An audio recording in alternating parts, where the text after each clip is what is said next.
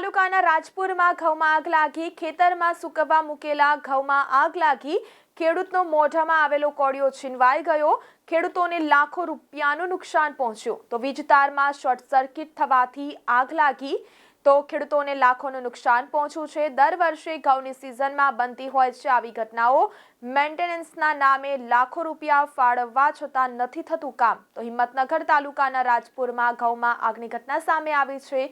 ખેતરમાં સૂકવવા મૂકેલા ઘઉંમાં આગ લાગી. હિંમતનગર તાલુકાના રાજપુરમાં ઘઉંમાં આગ લાગી. ખેતરમાં સૂકવવા મૂકેલા ઘઉંમાં આગ લાગી.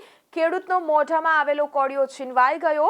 ખેડૂતોને લાખો રૂપિયાનું નુકસાન પહોંચ્યું. તો વીજ તારમાં શોર્ટ સર્કિટ થવાથી આગ લાગી.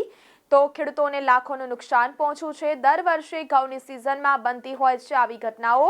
મેન્ટેનન્સના નામે લાખો રૂપિયા ફાળવવા છતાં નથી થતું કામ. તો હિંમતનગર તાલુકાના રાજપુરમાં ઘઉંમાં આગની ઘટના સામે આવી છે. ખેતરમાં સૂકવવા મૂકેલા ઘઉંમાં આગ લાગી.